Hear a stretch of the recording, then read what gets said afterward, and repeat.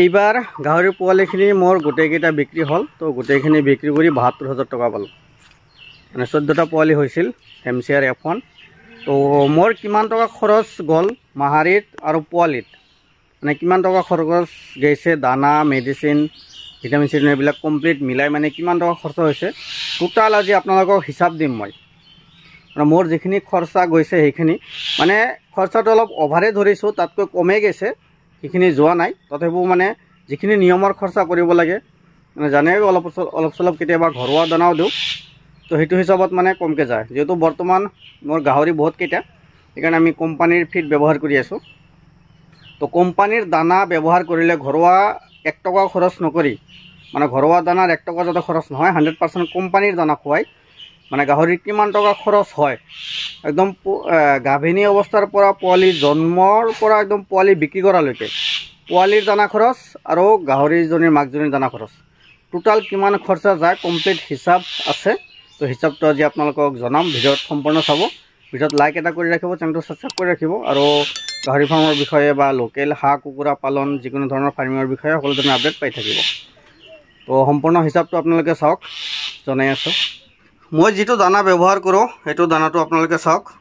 এইটো গাহৰিৰ দানা, এইটো গডৰেজ কোম্পানীৰ ব্ৰিডাৰ, এইটো দানাটো বৰ্তমান বেলেগ একো নাই, এইটো দানাই ব্যৱহাৰ কৰি আছোঁ। আৰু বহুতে বন্ধুসকল ইমান টকাৰ গাহৰি পোৱালি বিক্ৰী কৰিছোঁ বুলি বহুতে বিশ্বাস নকৰিব, কিন্তু কথাটো হ'ল যিকেইজনে মোৰ পৰা পোৱালি লৈছে সেইকেইজনে 100% জানে, আৰু মোৰ পৰা যিসকলে পোৱালিবিলাক লৈ থাকে তেওঁলোকে জানে 100%। তো কিমান টকা খৰচ গ'ল দানাটো চাই লওক, এইটোৱে খুৱাই আছোঁ মই বৰ্তমান। তো আমি কোন সময়ত মানে কিমান পৰিমাণ দানা দিওঁ সেইটো আপোনালোকক জনাই আছোঁ।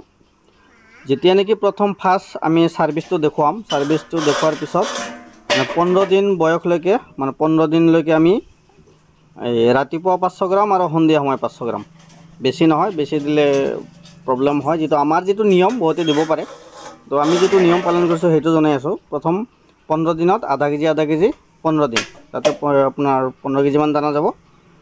আৰু প্ৰায় 90ৰ পৰা 100 দিন যিকেইদিনলৈকে পোৱালি নিদিয়ে সেইকেইদিনলৈকে ৰাতিপুৱা 1 কেজি, সন্ধিয়া সময়ত 1 কেজি, এইটো ডাইৰেক্ট দানা, বেলেগ একো নহয়। আৰু মাজে মাজে কি কৰোঁ মানে মিনাৰেল পাউডাৰ আমি দিওঁ। তো মেডিচিনৰ নামত বেছি নাই, মাত্ৰ 1000 টকা মানে খৰচা হয়। মিনাৰেল পাউডাৰ এইটো 10 গ্ৰামকৈ মানে ডেইলি দি থাকোঁ প্ৰায় 3 মাহমান। আৰু যেতিয়া পোৱালি দিব আপোনাৰ হিচাপ কৰিব মানে তেতিয়া আৰু 200 কেজিমান দানা যাব। 15 দিন পিছৰ পৰা পোৱালি দিয়ালৈকে 200 কেজিমান দানা খৰচ হ'ব।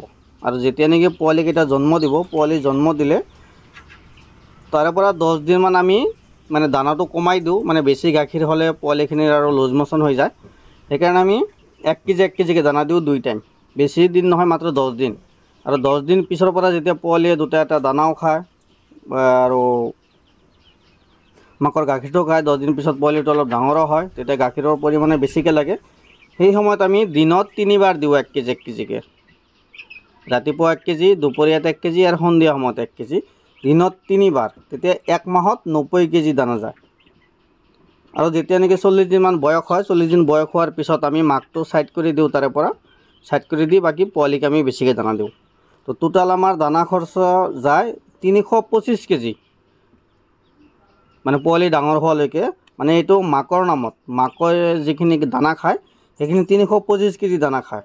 আৰু 1800কৈ এক বেগ দানা লয়, 50 কেজি দানা থাকে, প্ৰায় 36 টকা কেজি পৰে। 11700 টকাৰ দানা যায় এইটো মাহাৰীৰ নামত।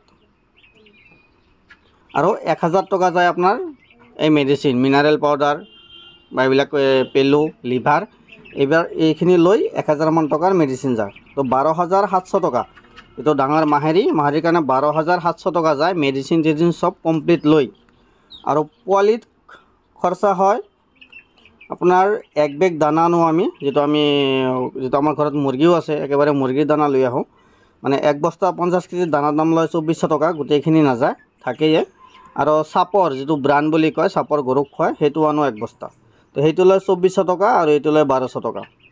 আৰু ইয়াকো 1000 টকাৰ মানে মেডিচিন যায়, পেলুৰ ঔষধ, লিভাৰ আৰু ভিটামিন, এইবিলাক কমপ্লিট মিলাই 1000মান টকাৰ যায়।